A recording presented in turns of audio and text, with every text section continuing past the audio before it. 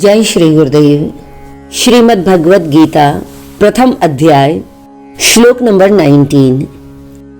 सघोषो धार्तराष्ट्राणां हृदयानि व्यदारयत् नभश्च पृथिवीं चैव तुमुलो व्यनुनादयन्।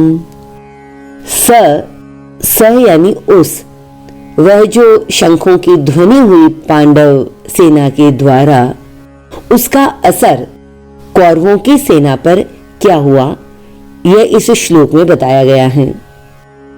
स घोषो यानी शोर, उस शोर को, वह शोर कैसा था? तुमुलो यानी बहुत ही भयंकर। उस भयंकर शोर को जिसने नभ से लेकर पृथ्वी तक यानी आकाश से लेकर नभश्च और पृथ्वी तक व्यनुनादयन, ये जो भयंकर शोर हुआ उसने धरती से लेकर आकाश तक अभी अनुनादयन, तो ये जो तुमुल ध्वनि हुई उसने हृदय विदीर्ण कर दिए। किसके? धार्तराष्ट्राणाम, या तो हम इसे समझें कि धृतराष्ट्र के पुत्रों के, या फिर हम इस धार्तराष्ट्राणाम का अर्थ ऐसे भी ले सकते हैं कि धूर्तता से अन्याय पूर्वक जिन्होंने राष्ट्र को धारण किया है, राज्य को धारण किया है, ऐसे अन्याय पूर्वक राज्य हड़पने वाले दुर्योधन और धृतराष्ट्र के पुत्रों के हृदय विदीर्ण कर दिए। हमने पहले सुना कि जो शंखों की ध्वनि पांडवों के द्वारा हुई वह तो बड़ी मधुर थी। यहां पर भयंकर शब्द का इस्तेमाल किया है, तो यह बुराई के एंगल से किया गया है। बुराई के परिप्रेक्ष्य में जब अच्छाई आवाज उठाती है तो बुराइयों को डरना पड़ता है। वह इसलिए भी डरती है क्योंकि अब वो लंबे समय तक टिक नहीं पाएगी। चूंकि 11 अक्षौहिणी सेना होने के बावजूद भी, और पांडवों की सेना 7 ही अक्षौहिणी थी, परंतु कौरवों की सेना का प्रभाव पांडवों पर नहीं पड़ा, परंतु पांडवों ने शंख बजाए तो कौरव सेना के हृदय विदीर्ण हो गए।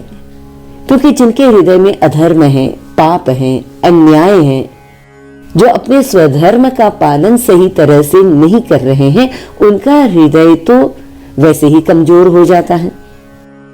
गोस्वामी तुलसीदास जी कहते हैं कि जाके डर सुर असुर डेराही, निसिन नींद दिन अन्न न खाही।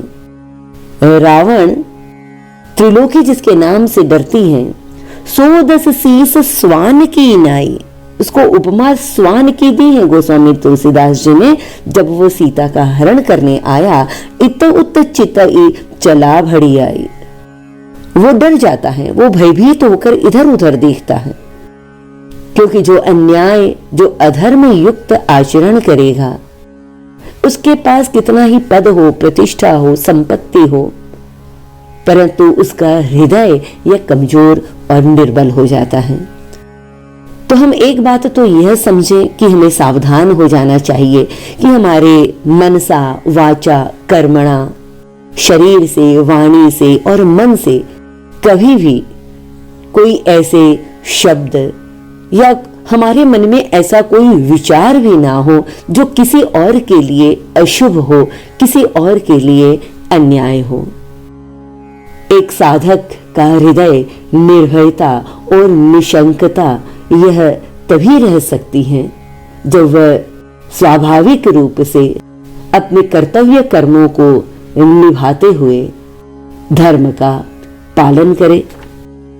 यहां नभश्च पृथ्वी चैव यानी पृथ्वी से आकाश तक, यह पृथ्वी से आकाश तक इस बात का प्रतीक है कि जो 5 तत्व हैं, क्षिति, जल, पावक, गगन, समीरा, इन 5 तत्वों से बना हुआ 5 तत्वों से क्या क्या बना हुआ है।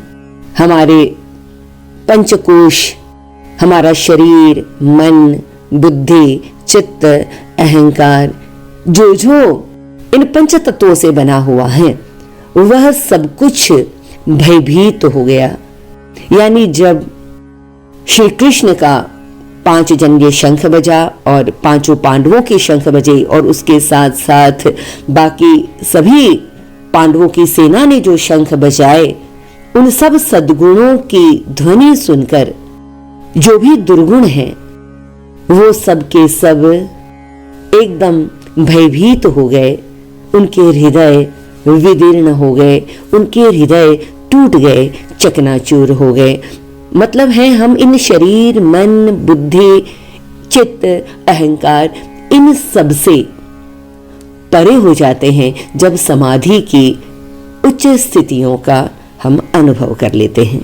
यह है ध्यान का प्रभाव, यह है समाधि का प्रभाव।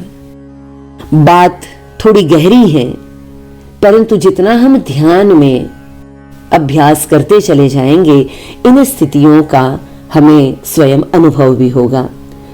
तो अब तक धृतराष्ट्र ने पहले श्लोक में अपने और पांडु के पुत्रों के विषय में जो प्रश्न किया था, उसका उत्तर संजय ने दूसरे श्लोक से लेकर 19वें श्लोक तक दे दिया।